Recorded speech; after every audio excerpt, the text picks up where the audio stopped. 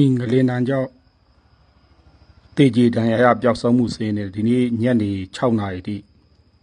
ငလင်တန်းကြောင့်ကျွန်တော်တေဆုံးသူစုစုပေါင်း3649ဦးတန်ရသူစုစုပေါင်း9018ဦး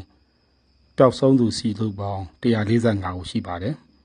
ဒီတေဆုံးတန်ရပျောက်ဆုံးသူတွေအတွက်နိုင်ငံတော်အစိုးရအနေနဲ့လည်းမိသားစုများနဲ့အတူထပ်တူဝမ်းနဲ့ကြေကွဲရပါတယ်ကူညီထောက်ပံ့မှုအနေနဲ့နိုင်ငံ22နိုင်ငံကလေရင်ခောက်ရည်106ခေါက်ရောက်ရှိခဲ့ပါတယ်ကယ်ဆယ်ဝန်ထမ်း1938ဦးထောက်ပံ့ရေးပစ္စည်း1482တန်ကျော်ကယ်ဆယ်ရေးပစ္စည်း1100တန်ကျော်ရောက်ရှိခဲ့ပါတယ်ကျွန်တော်ရခိုင်ကလည်းနိုင်ငံတွေကိုကျွန်တော်တို့အမည်စင်းနဲ့ဖော်ပြပြီးဖြစ်ပါတယ်ထပ်တိုးလာတဲ့နိုင်ငံကတော့ဩစတြေးလျနိုင်ငံနဲ့အဇာဘိုင်ဂျန်နိုင်ငံတို့ပဲဖြစ်ပါတယ်ကူညီထောက်ပံ့မှုအားလုံးအတွက်လည်းအထူးပင်ကျေးဇူးတင်ရှိပါကြောင်းပြောကြားလိုပါတယ်